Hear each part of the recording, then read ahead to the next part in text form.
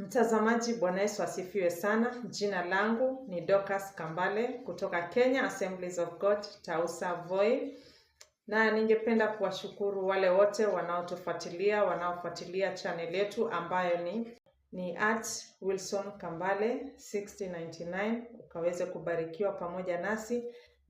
Ningependa kukukaribisha ukaweze kulike, kushare and subscribe so that tukapate kueneza injili hii kwa mataifa yote, na Mungu wa mbinguni akaweze kukubariki kwa ajili ya utukufu wa Bwana. Karibu katika jina la Yesu kwa kipindi ambacho kinachokuja sasa, ambacho ni cha neno la Mungu.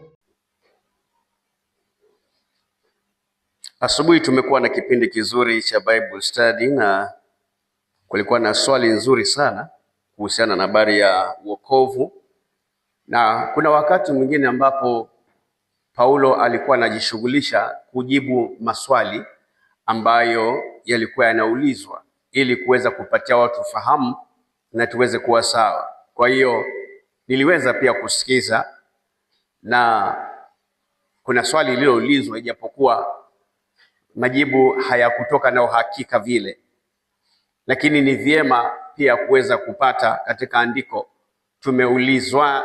Tumeulizana swali hapa kuhusu kuokoka ni nini na nini maana ya kuokoka, inamaanisha nini kuokoka, na watu wana tafsiri mbalimbali kuhusu habari za kuokoka.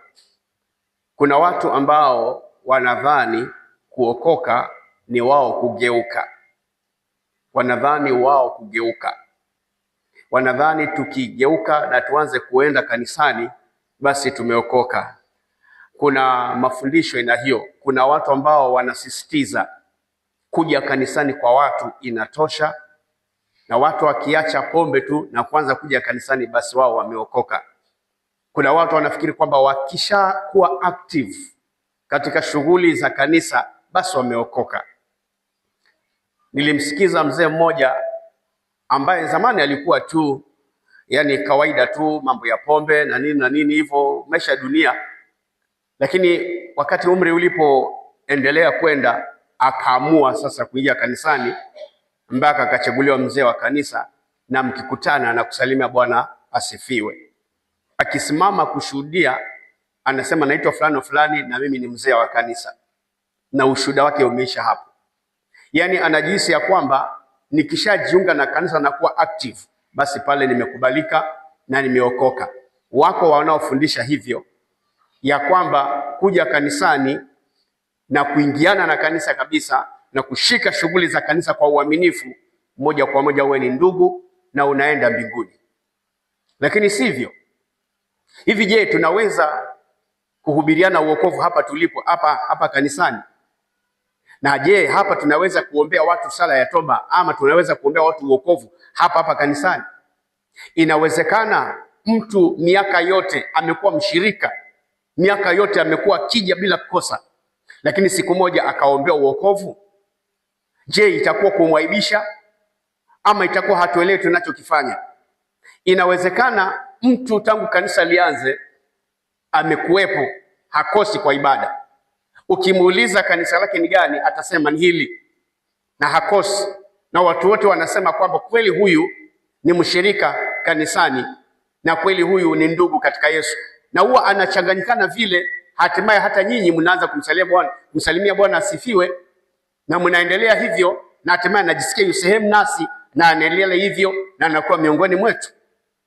Kuna watu ambao ni active sana. Wengine nimesikia shuhuda zao kwamba mimi nilikuwa katika kanisa fulani ambalo halihubiri wokovu, lakini nilipofika mahali fulani nikaanza kujiunga na wale wameokoka, na nikaamua lile ndio kanisa langu na mimi basi ni wapale. Akaingiana, akaanza kusalimiana Bwana asifiwe, na ikawa hivyo ya kwamba sasa ameokoka. Kwa sababu the moment mtu anaposema amejitambulisha na kuokoka, wewe ni nani uanze kumwambia hajaokoka? Kwa hiyo kuokoka si kubadilisha tabia. Kuokoka sio kubadilisha tabia. Kuna mtu ambaye anajitetea sana na tabia zake, akisema mimi si nimeokoka, kwani niliacha pombe siku hizi, niliacha sigara kabisa, na nimeamua kwenda kanisani. Nimeamua sasa mimi na Mungu. Na mnampigia vigelegele mkisema basi amebadilika. Nashukuru mume wangu amebadilika, halewi tena. Nashukuru mume wangu amebadilika, havuti tena sigara. Njia zake za nje ameacha, siku hizi mzee wangu ametulia. Na hata anakuja kanisani. Nashukuru Mungu. Nashukuru. Pale tunamkumbatia mzee karibu, na tunakuwa naye. Na tunaanza kumjumuisha katika masuala ya huduma, kwa sababu amekuwa nasi siku zote. Kwa hiyo tukifanya ibada ya wazee tunampa na huduma. Njoo uhubiri. Ikiwa ni ibada ya wazee, na yeye ni miongoni mwa wazee hao, kwa sababu huja kwa uaminifu kila siku, basi tukipanga pale. Na wengine ni wazuri sana, hata kwenye Bible study wanachangia kweli, na hajaokoka mtu huyo, lakini ni msomaji mzuri wa habari za Mungu. Anajua mambo kuhusu Mungu, lakini Mungu hayuko ndani. Anaweza kuchangia kwa sababu amesikia vile huwa inachangiwa, kwa hiyo anakuwa very active. Kwa hiyo wakati ule hata mnapopanga huduma, unasema mzee fulani yuko very active, tumpe kuhubiri. Na anakubali, anasimama. Alafu kweli anafungua maandiko, anaanza kuhubiri. Na ananena na anamaliza. Lakini anaongea ni kama mwalimu wa religious education. Memwambia Jumapili ijayo atahubiri, anaenda anafungua maandiko na anaanza kujifunza. Anachagua chapter fulani na anajitayarisha na hiyo chapter, na vile atakavyokuja simama ni kama mwalimu anayeandaa lesson ya CRE. Topic fulani akachagua chapter fulani na akaisoma, akairudia, akasema anaenda kuhubiri hapo. Anasimama karibu kipindi cha neno. Anasimama anafungua pale. Tufungueni Mathayo mlango huu. Na habari za Yesu kuzaliwa kwake zilikuwa hivi. Anaenda alafu anaanza kutoa mafafanuzi na kueleza maneno. Hapa tunaona Yesu alizaliwa. Alipozaliwa akachukuliwa na mamake, wakaenda hivi. Herode akataka kummaliza, lakini Mungu akasaidia, wakapitishwa na njia nyingine. Herode hakuweza kumpata. Mnasikia tu, amen. Anatoa maelezo mpaka anamaliza na anakaa, anasema mzee amehubiri. Lakini hayo ni mambo mawili tofauti. Sasa uokovu ni kitu gani? Wokovu ni kuzaliwa. Wokovu ni kuzaliwa. Kuzaliwa inamaanisha hukuwepo, but you start being, unaanza kuwepo. Tufungue pale, nimekuambia Yohana mlango wa 3, tujue wokovu nini maana yake. John chapter 3 verse 3. Yesu akajibu akamwambia, amin amin nakwambia, mtu asipozaliwa mara ya pili hawezi kuona ufalme wa Mungu. Kuokoka ni namna ya kujisajili katika kikundi ambacho kinataka kuona ufalme wa Mungu. Mungu ana ufalme wake, na kuna watu anasajili kwa namna yake, ambao baada ya maisha haya wataingia kwenye huo ufalme. If there's anyone interested in that kingdom, anafaa kusikia Yesu anasema nini kuhusu kuwa mojawapo katika kikundi cha watu wanaoona ufalme wa mbinguni. Yesu akaongea akasema ya kwamba mimi ndimi njia, kweli na uzima. Hakuna aendaye kwa Baba isipokuwa kupitia kwangu. Kuna watu ambao wameamua, wamekusudia ndani ya mioyo yao, mimi ninataka kuwa wa Mungu, na ninataka baada ya maisha haya niende mahali Mungu alipo. Hiyo ndio maana ya kuamua kuishika njia ya uokovu. Kuokolewa ni kupokea ujumbe wa Yesu na kukubali akusajili kwa kalamu yake. Kalamu yake ambayo wino wake ni mwekundu, ambao wino wake, kalamu hiyo ni damu ya Yesu. Linaandikwa jina lako kwenye kitabu cha uzima. Maandiko yanaongea vizuri ya kwamba wakati ule wa mwisho, wa kabla ya hukumu, vitabu vitafunguliwa na kitabu kitafunguliwa. Alafu wale ambao majina yao hayakupatikana kwenye kitabu cha uzima, walitupwa kwenye ziwa la moto, ambayo ndio mauti ya pili. Hawa ni watu ambao waliposikia habari za Yesu hawakujali kule waendako. Si lazima niende kwa huyo baba, mimi naishi maisha yangu, naponda raha, nikifa na nife. Wale wanapukutishiwa wote kwenye ziwa la moto. Lakini kuna wale ambao wameamua, nataka kusikia Yesu, nimesikia Yesu kuna makao anaandaa, nimesikia Yesu amesema habari za ufalme wa Mungu, nimesikia Yesu amesema habari za uzima wa milele. Ninapenda niwe miongoni mwa wale watakaoingia kwa uzima wa milele, watakaouona ufalme wa Mungu. Sasa Torati ilikuwa inafundisha watu, wakawa wa dini, wakashika Torati, wakashika habari za amri 10, wakawa wazuri, wakakazana sana. Miongoni mwao akawa ni Nikodemu, ambaye alikuwa anafundisha habari za Mungu, habari za Torati, habari za sheria, habari za amri 10, na akafundisha sana. Lakini katika Wafarisayo hawa walikuwa ni kikundi chao cha kidini ambacho hakijali wala hakihusiki wala hakishughuliki na kule mwanadamu anaenda baada ya maisha haya. Kuokoka ni kuingia katika kundi la watoto wa Mungu wanaopelekwa mbinguni. Mafarisayo walikuwepo duniani wakifundishana wao dini tu, jinsi ya kuepuka hiki, na baadaye tufe tuzikwe vizuri, tujengewe makaburi makubwa, tuzikwe na heshima. Baada ya hapo hakuna mtu anashughulika. Nilikutana na mtu mmoja mwenye dini ambaye amechachamaa kabisa kuishika dini yake. Nikamuuliza, hii dini unashika hivi itakusaidiaje? Yesu anasema ndio njia, kweli na uzima, utaenda uzimani wewe? Akasema, mimi hutanibadilisha dini ya kwetu. Kwanza nilikuwa kwa Ukristo, wazazi wangu ni wa dini hii, nikarudi kwa hii dini, na sasa unataka na tena kunitoa hapa kwa dini ya wazazi nirudi kwa dini hiyo ya Ukristo? Sitaki. Nikamuuliza, na hiyo mbele za Mungu inakaaje?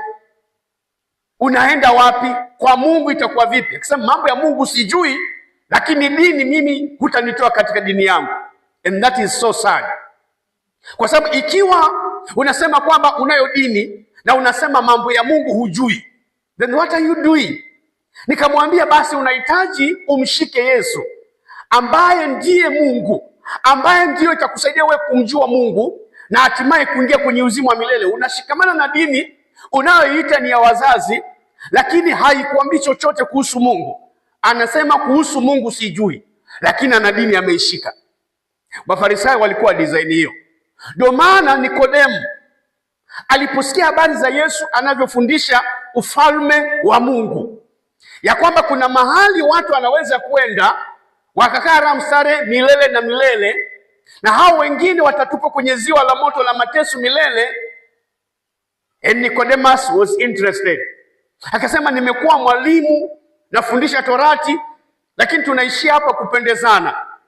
Kuna watu wana dini zao, hawashughuliki na Mungu, lakini wana dhehebu lao, wana organization yao, wana mafundisho yao. Hawatakwambia hivi ndio Mungu anasema. Hapana, wao ndio mwisho. Wao ndio mwisho. Ikiwa utakuwa mfuasi wao, ni ufuate vile uongozi unasema, sio Mungu. Uokovu unastahili kuongozwa na Yesu. Yaani leo hii hata kama KAG inaanza kuacha Yesu, mimi bado nishikane na Yesu. Isinibebe tu nafuatana nayo wakati imeacha Yesu. That is how serious it is. Kuokolewa ni kushikana na Mungu kibinafsi, alafu unaanza kusikiza Mungu anavyosema. Hata kama uko katika dhehebu fulani, dhehebu lenyewe unalipima uongozi wake na vile Mungu anasema.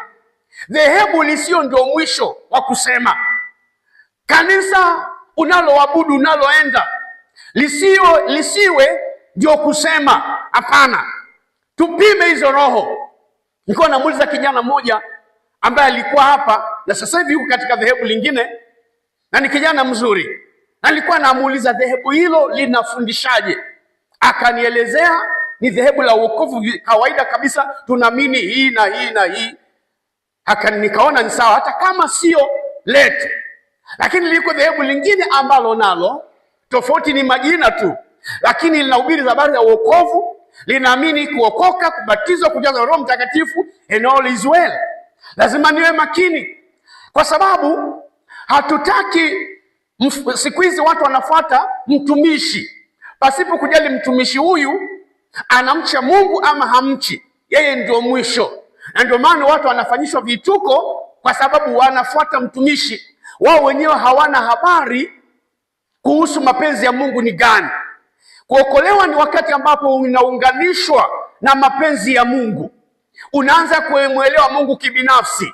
Hata kama mimi mchungaji wako nikianza kupotea, wewe ukatalie hapo kwa Yesu. Haleluya. Kuokoka ni mahali unajuana na Mungu mwenyewe.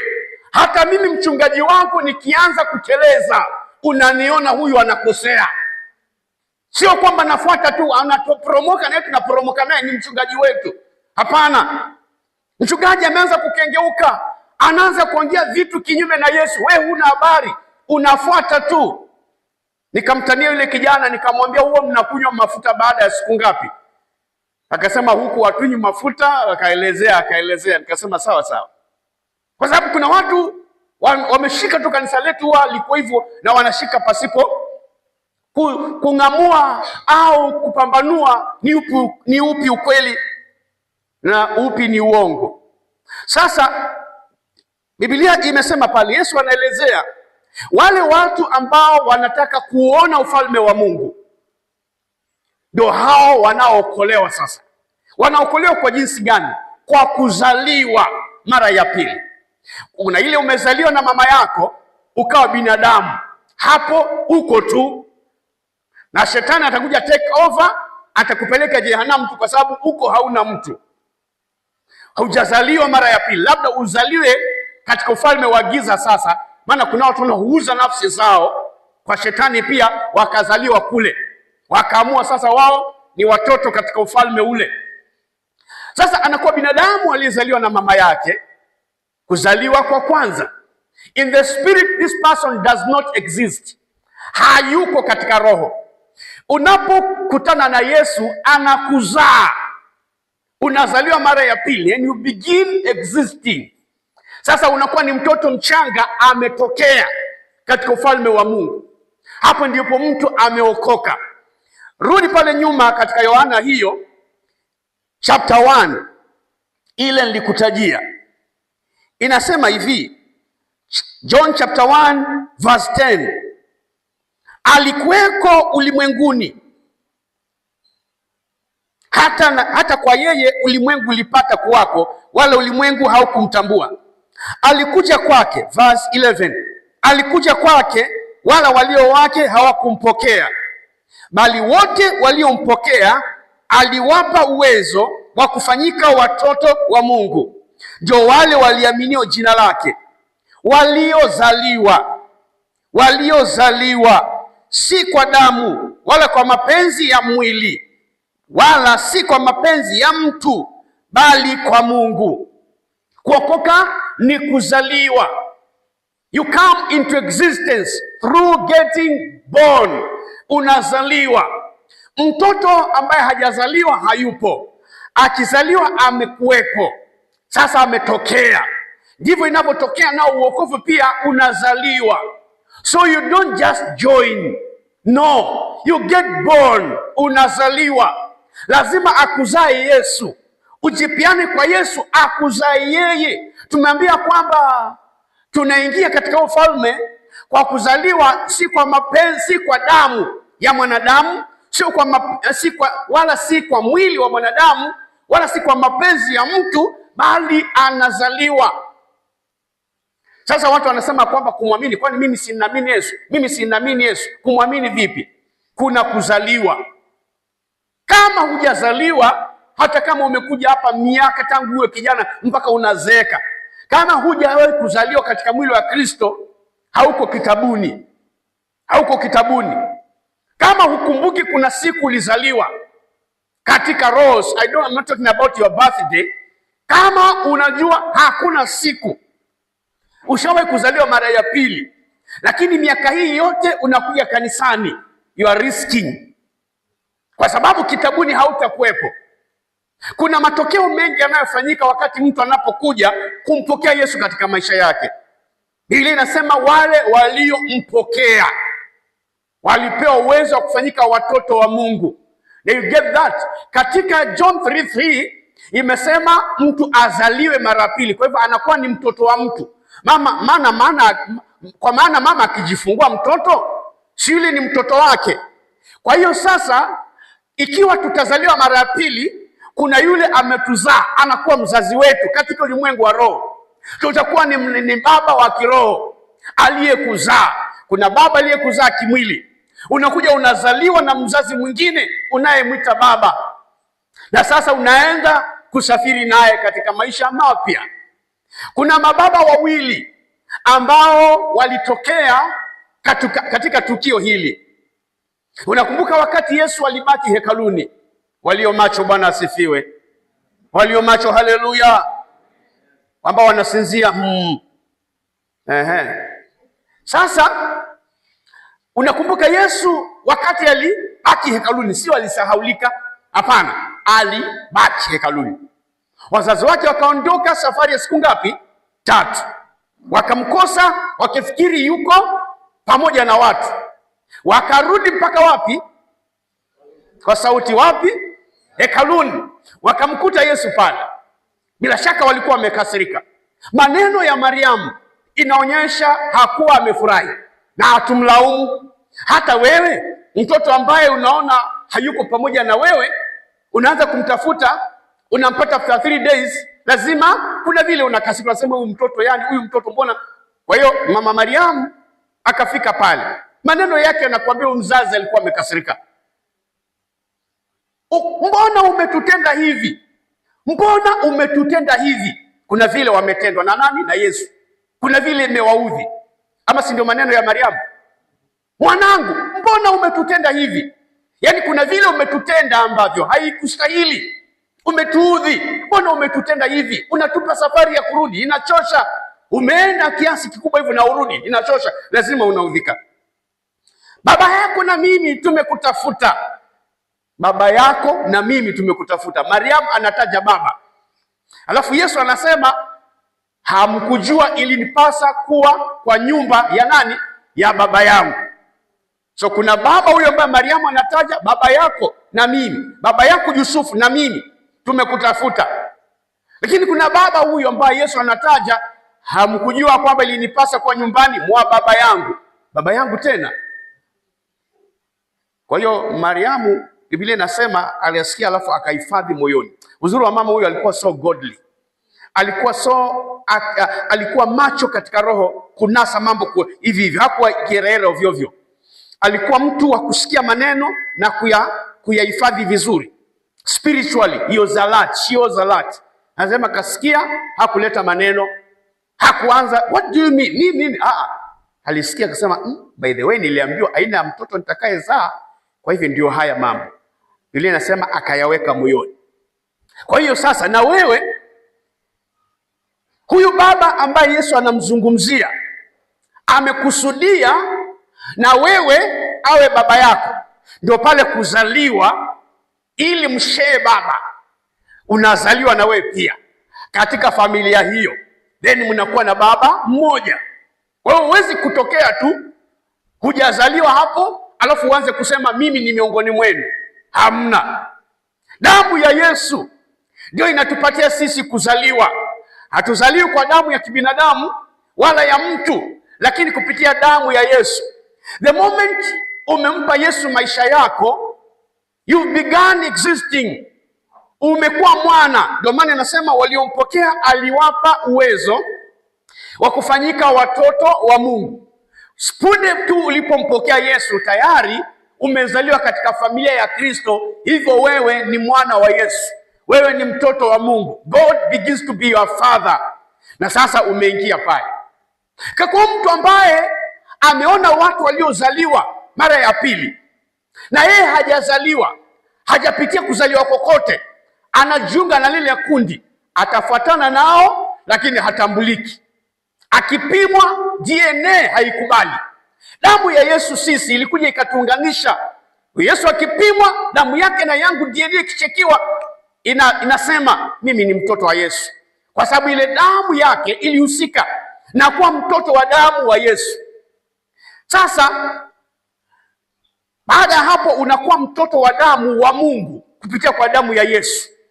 Na mtu mmoja akasema, ukizaa mtoto, DNA inapimwa, inajulikana ni mtoto wako. Hata awe mkorofi aende wapi, hakuna kitu kinageuza uhusiano wa damu, haigeuki. Hata awe mchawi, akipimwa inajulikana ni wako. Awe mwizi, akipimwa, awe mjangili, awe jangili au wawe kinyama na serikali, bado atakuwa mtoto wako, because nothing changes blood relationship.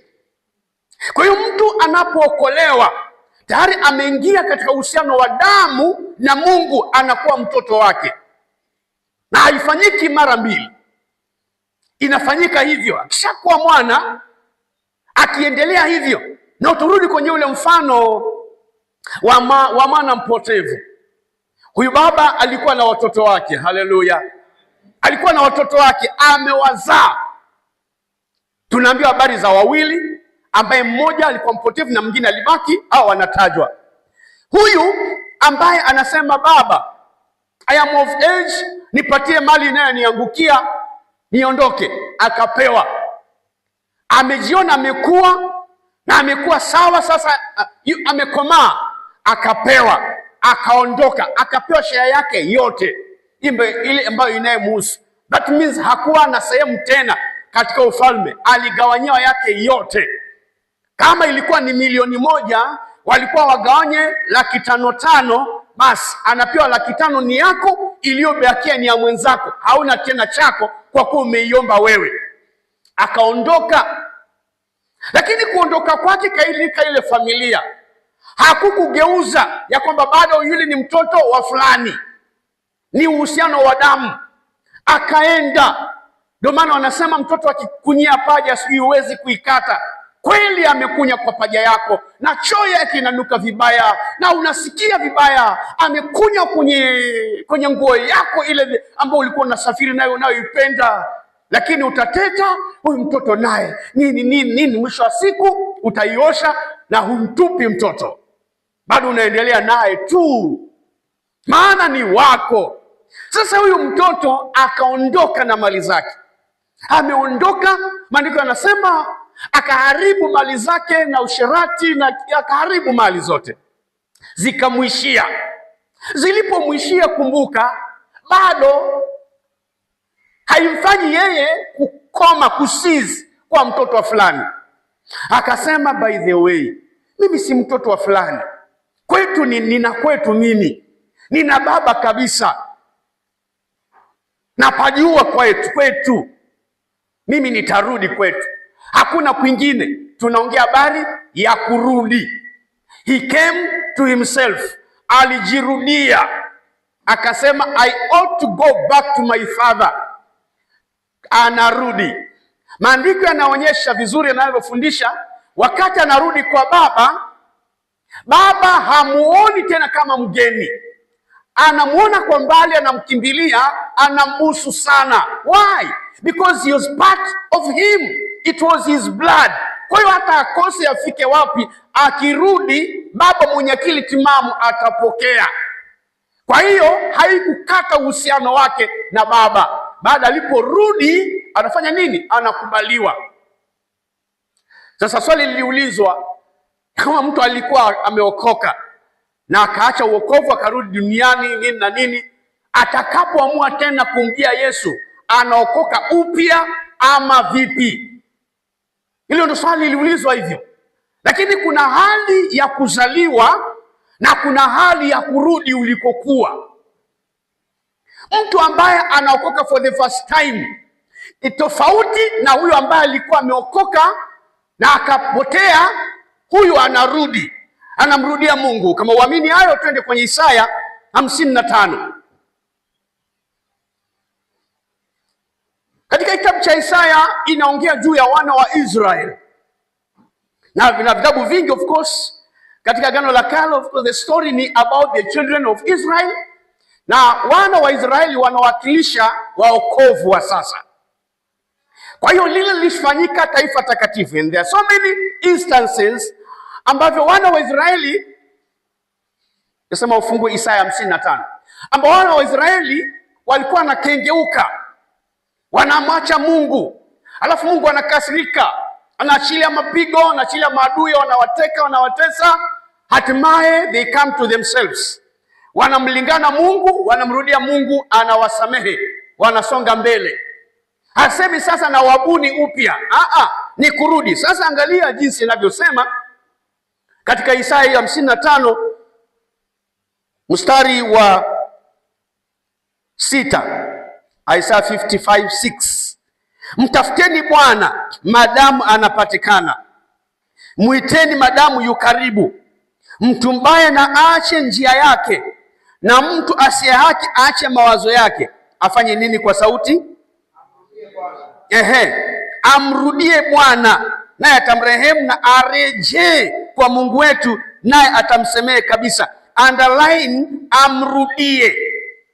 Amrudie Bwana naye atamrehemu na arejee. Underline the word, afanye nini? Arejee. Amrudie Bwana. Kama mwanampotevu alikuwa anarudi kwa baba, inamaanisha nini? Alikuwepo hapo awali, anafanya kurudi, si ndio jamani? Kiswahili rahisi tu. You don't go to a place for the first time and then you say I'm coming back. Once you say I'm coming back, already tells us you are there before.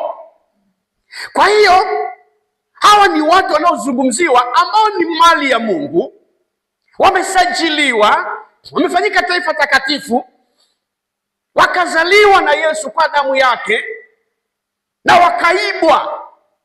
Of course wakiibwa kabisa watapotea kabisa, lakini wakikuwa kama mwana mpotevu na kusema hapana, huyu shetani ninashikana naye, nitakufa nami sitaki kufa, na arudi kwa Yesu, neno na arudi.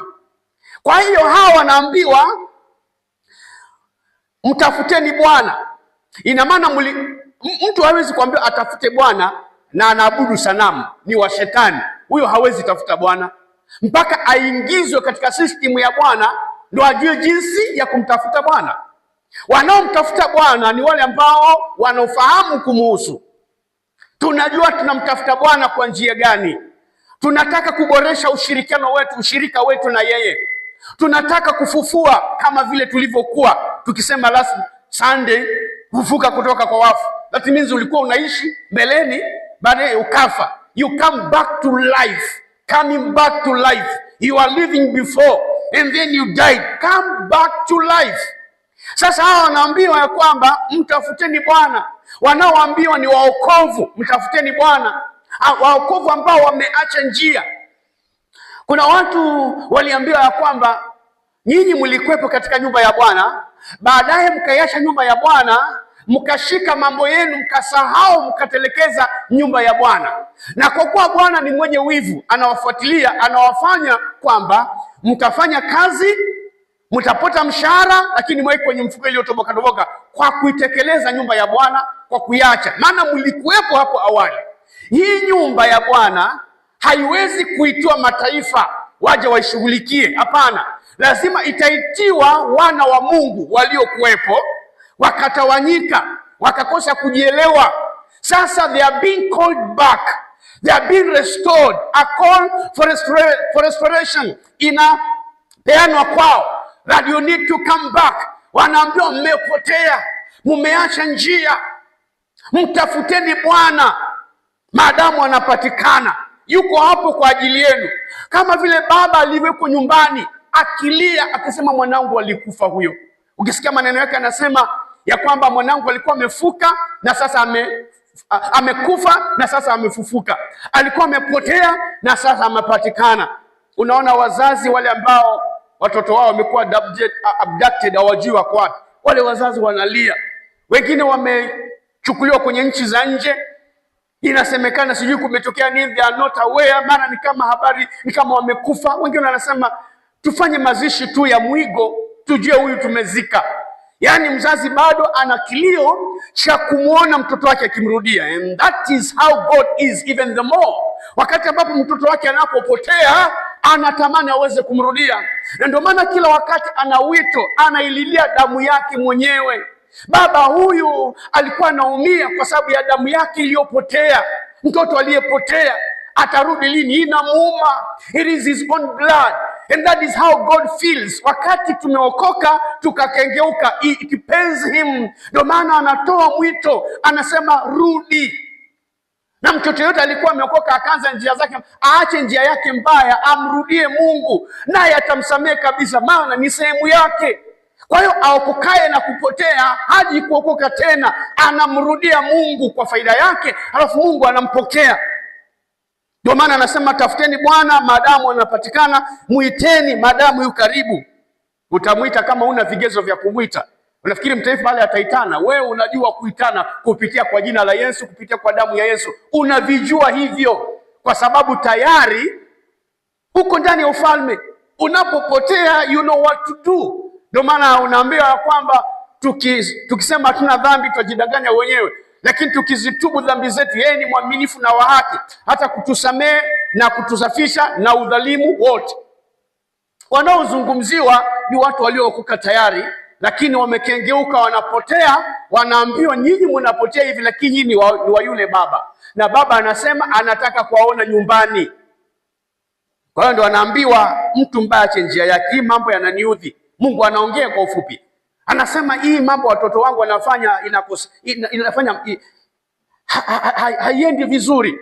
Natamani watu vijana ambao wamemwishia, ambao wameamua kuwa wameokoka, waache kuenenda kwa njia za kibinadamu ama za kidunia. Asionekane kijana pale ambayo hawezi kuportray picha ya Kristo. Maana vijana tulionao Jumapili wanajitahidi kuvaa vizuri na kukaa kiadabu, lakini ukimpata duniani unasikia kuficha uso wake asije akakusalimia Bwana asifiwe. Maana yake akikusalimia itakuwa aibu, watu watafungua macho. Waseme pastor what? Huyu pia. Maana haeleweki. Wokovu ukimwingia ndani ya huyu kijana, atamcha Mungu hata akiwa sokoni, hata akiwa safarini, hata akiwa wapi. Hata kuwa na tabia zenye question marks kila wakati, kwa sababu ameokolewa. Unless mtu alijiunga na wazazi. Wale watu wa kujiunga na wazazi tu wako hapo, lakini jina vitabuni hawajafanyika kuwa watoto wa Mungu bado, mpaka siku ile wanaamua kumpokea Yesu. Kwa hivyo yule ambaye aliokoka akaanguka anamkosea baba yake. Kwa sababu gani? Alishazaliwa kwa damu ya Yesu, and he became part of his blood. Kwa hiyo sasa anaenda north, east, west na nini, lakini ndani ya moyo wake anajua tu Roho Mtakatifu kuna kitu ndani yake ambacho bado kinaitana, kina connection. Anajua tu. Ndio maana unakutana na mtoto ambaye hata kama amekaa vile anakaa, ukianza kumhubiria anasema ninajua nimepotea. Ninajua. Anajua kutoka wapi? Kwa sababu isha iwekwa ndani yake. Kengele inapiga ndani ya kwamba hivi hapo umepotea. Na mtu kama yule, kama ibilisi haja take over, bado Mungu anampenda. Ukimshika kwanza ukiingia naye tayari ni mnyenyekevu. Anaanza kusikia na anataka suluhisho. Because the Holy Spirit ana kitu chake ndani yake. Ana mawasiliano, ana laini yake ndani. Kwa hiyo kuwasiliana ni haraka. Na kwingine inasema mtu ambaye alishaonja tunda la Roho Mtakatifu ni vigumu kumrudisha. Kwa sababu gani? Siku zote he is or she is defensive. Yeye yupo anasema najua kila kitu. Shetani amemfanya kuwa sugu. Amemuiba akajua huyu ni mtoto wa baba kabisa. Huyu ni mtoto yule baba kabisa. Huyu shika vizuri. Huyu tukimshika vibaya atakuja kuchukuliwa. Ujue ni mtoto wa yule mzee wa kumzaa. Kwa hiyo lazima tujitahidi tumfiche iwezekanavyo. So you need to understand. Mambo haya upate kuelewa.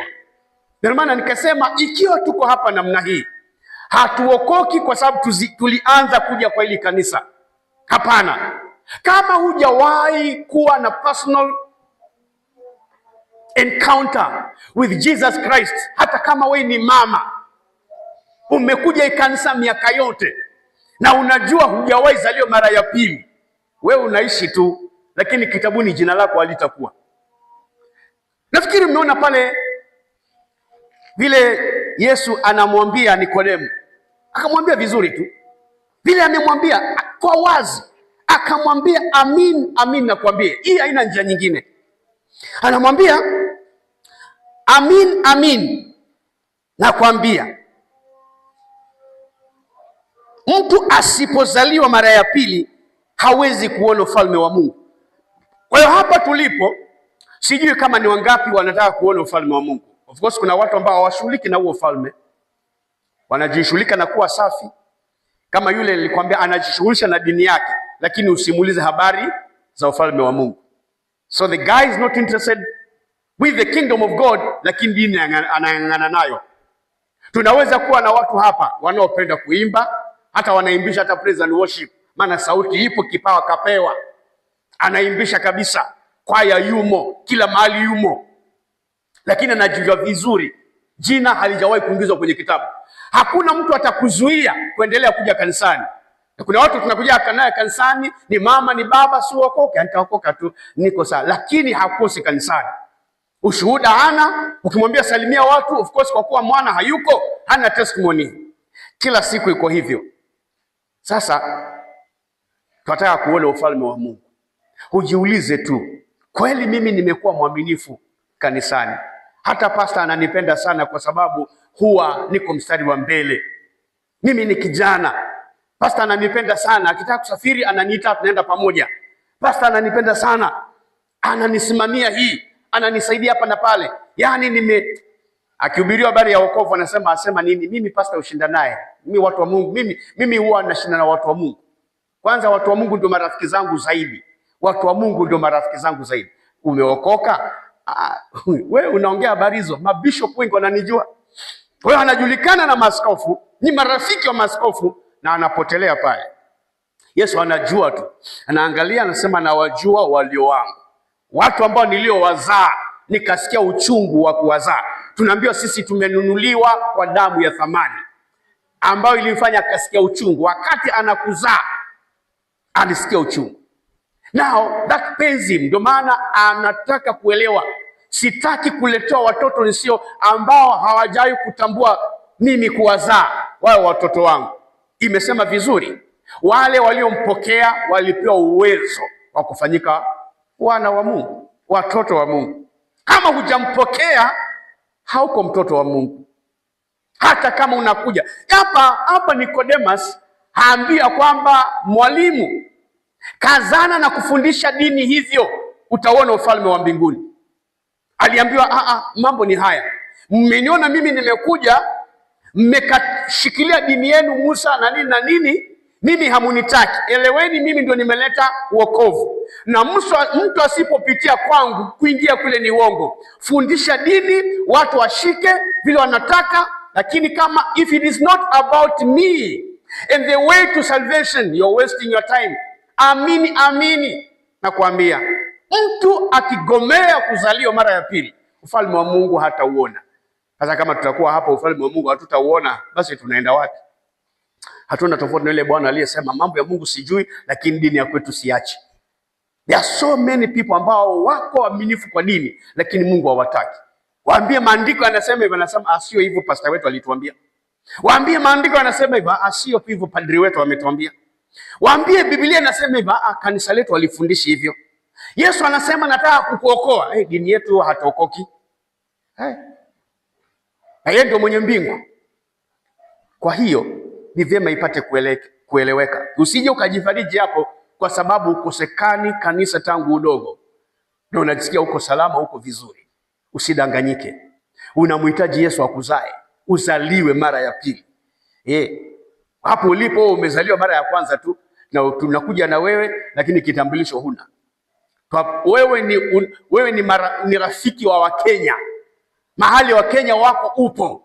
Mahali Wakenya wanalima upo nao. Mahali Wakenya wanakula uko nao. Mahali Wakenya wanalala uko nao. Lakini kitambulisho huna. Ukiambia lete kitambulisho chako, sina. Vipi tena? Lakini mimi ni Mkenya. Mimi ni Mkenya, atauliza fulani. Mimi ni Mkenya, hata uliza fulani, hata kwetu ni hapa. Mimi hata niko huku, yani mimi maisha yangu yote sijawahi kujua nchi nyingine. Nimezaliwa hapa, lakini kitambulisho umegomea. Unatarajia the authorities wakuelewe na wakukubali ya kwamba hauna shida. Hapana, unakuwa na shida milele, kwa sababu ulipuuza utaratibu uliowekwa wewe kuwa raia. Wewe kuwa raia ni ukubali nchi inavyosema ya kwamba ili kuwa raia upate nini? Kitambulisho. Kwa hivyo ukikigomea, ukijitetea na mama wako kukuzaa na miaka imepita 18, you will be treated as a foreigner, wewe ambao umekuja kuvamia nchi ya wenyewe. Hautajitetea na wazazi na kwenu na nini, wewe mtu mzima unaulizwa toa ID tujue wewe ni Mkenya.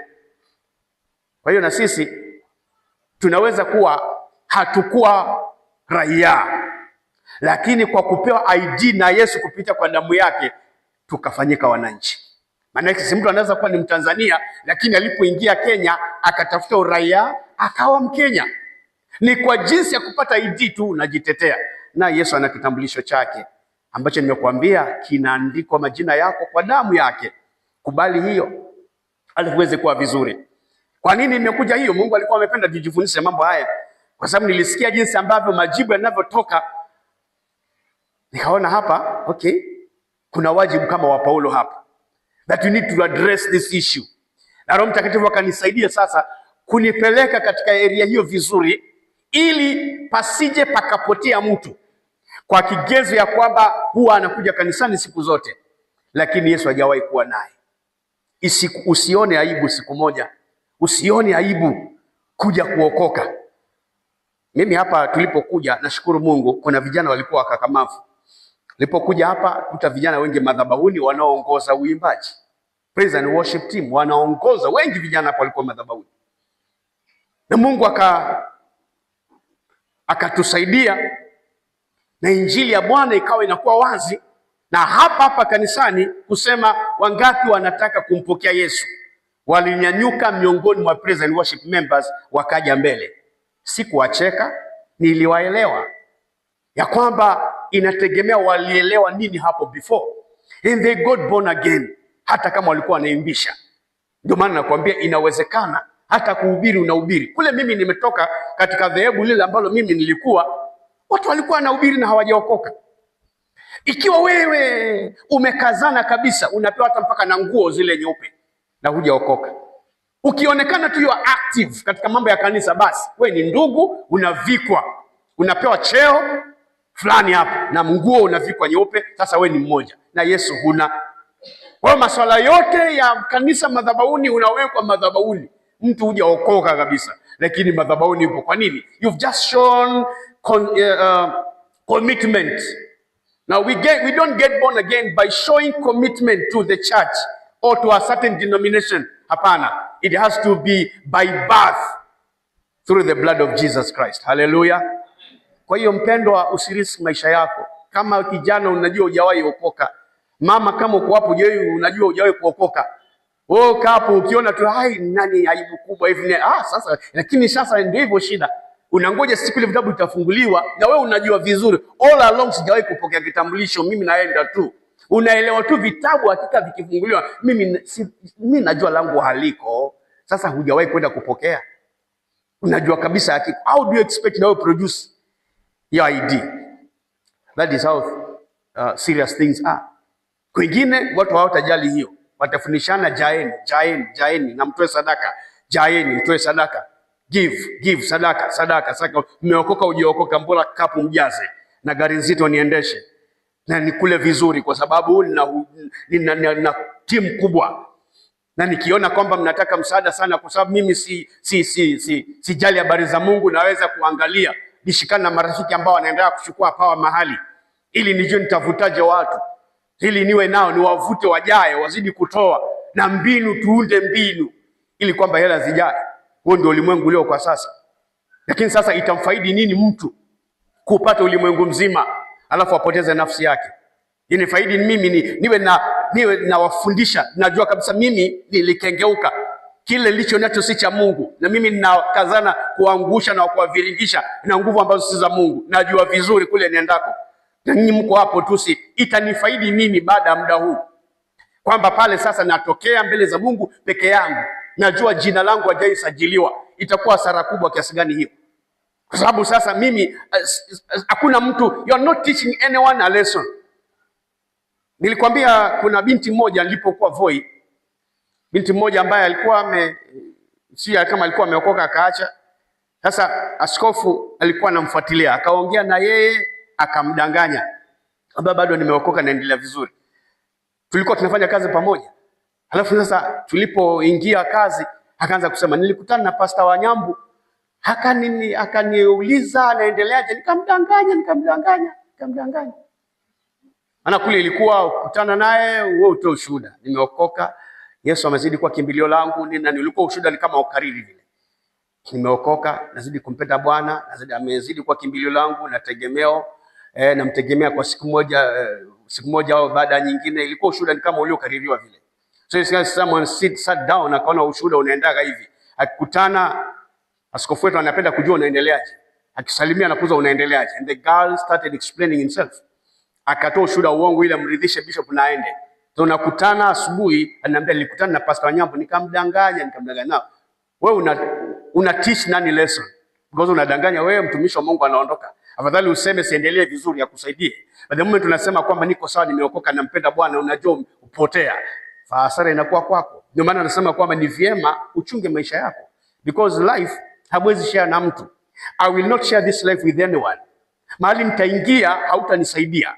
Nikiingia jehanamu ni mimi mwenyewe. Ukiingia jehanamu ni wewe peke yako.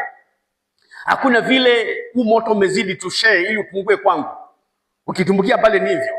Nikiingia mbinguni hakuna vile nitasema na fulani njoo jamani, angalau aje aonje huku kidogo. Mtoe tu hata kwa dakika chache kwa moto aje huku. Uliviona vile vilitendeka wakati wa nani? Wa tajiri na Lazaro. Wanaonana ndio yule kabisa. Na tajiri anakuwa pale kitesa kwenye moto, anamuona jamani.